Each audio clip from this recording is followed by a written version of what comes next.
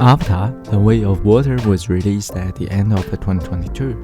It is a big name in the movie industry and a prize winner. This video was initiated by my curious mind asking myself, how did they make this movie? And the video was completed after a full-scale research online.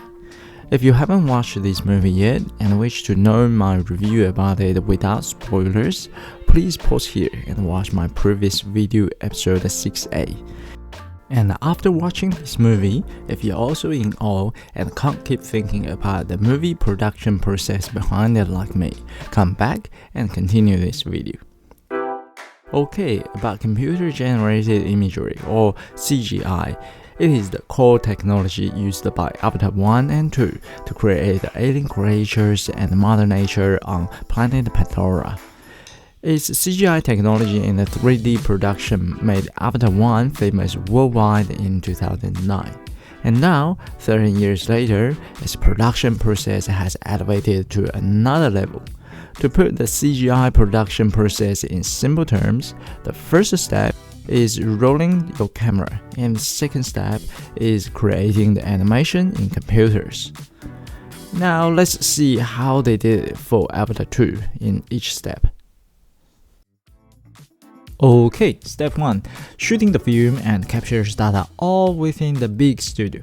For the scenes where movie characters are on land and in the air, what Avatar team did for both Avatar 1 and 2 is gear up castings with the special suits, sensors, and facial cameras to capture human movement and performance, and providing models, props, and platforms inside the studio as a reference point for CGI process on everything else.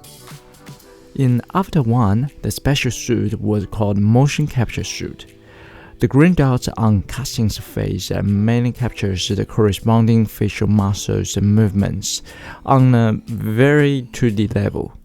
On the other hand, the black dots on casting's face in Avatar 2, together with the new suits and facial cameras, are called performance capture suit, and they capture more subtle muscle movement on a 3D level. Even though I don't think anyone will spot the difference in terms of a single muscle stream movement between the old and new capture technology, but I do believe the new capture technology makes the CGI characters more realistic, and that makes the audience easier to submerge ourselves in the Avatar world in that 3 hours time. An interesting fact, this new capture technology is not the first time application in the movie world. Alita Battle Angel has used similar capture technology before Avatar 2 already. Compared to Avatar 1, the biggest difference in this sequel is of course the water element. However, shooting movies and water is never an easy task. So how did James and his crew make it? In Avatar 2, James Cameron and his team built a 120 x 60 x 30 feet tank for shooting underwater scenes, and they built another tank for shooting scenes that involve the water surface activities. At water surface, they use many small opaque balls to assist in separating light settings above and below the water surface. Above water, infrared light is selected as the light source, and ultra-blue light for underwater. Now we have a performing space and the light setup problems taken care of.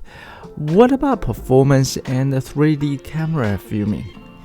As I mentioned in my previous video, Avatar team has their customized 3D film camera with Sony.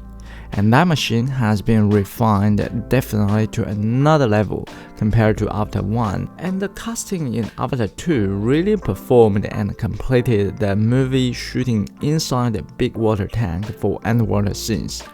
They have to hold their breath while performing lively in the water, because any bubbles coming out of their mouth will be captured by their facial cameras and disrupting the data that will be used for CGI post-production. to be able to perform underwater while holding their breath as naturally and emotionally as they are on the land. The main castings took 12 months of diaphragmatic breathing training and free diving training. And at the end of the day, the Avatar 2 castings can hold their breath for averagely speaking 5 minutes and perform as comfortably as possible in the water. And Kate Winslet even breaks this record of 6 minutes set by Tom Cruise in the movie industry with astonishing 7 minutes 15 seconds of breath holding for a movie. And another thing James did to help his performers ready was taking them to free diving and tropical forest hiking in the real world, so that they can see what wild creatures and environments look like, and this is to help their imagination when they perform underwater in a tank and in the studio while facing all of these abstract props and other people rather than the lively and beautiful outer world that we see on the big screen.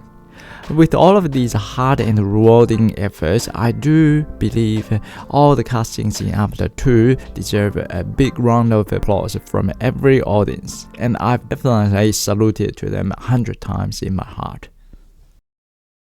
Now, if we want to talk about post-production, we have to introduce this company called Weta or Weta Workshop. It is a New Zealand VFX and prop company. It has supported the CGI post-production process in this movie by pushing their computer software capacity to another level. Their advanced version of Blood Shape goes hand in hand with the new performance capture suit in creating this beautiful avatar world. The performance capture suit captures all the raw data on facial muscles on the 3D level, and the advanced version of Blind Shape transferred these data into the convincing CGI characters. Other than that, particle movement simulation in the VFX world can be found at different levels and different qualities as well. And that particle in this movie is water. Luckily, James Cameron spent a lot of personal time exploring the underwater world at different places. With all the extensive and valuable footage and data can be provided, Weta has further advanced their water movement simulation to a more realistic level.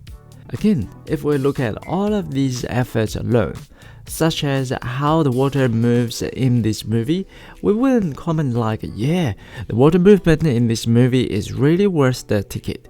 But the production team pushes the quality of all of these elements to a next level. As the whole experience, I feel like, yeah, I do enjoy what I see so much, and I do want to watch more of it. Well, lucky for me and everyone who likes Avatar, the scripts for Avatar 3 and 4 have already been written, and with the great movie reviews Avatar 2 has received so far, I can safely assume that I will be able to see Avatar 3 and 4 in the future. Some people say Avatar 3 could be coming as early as 2024.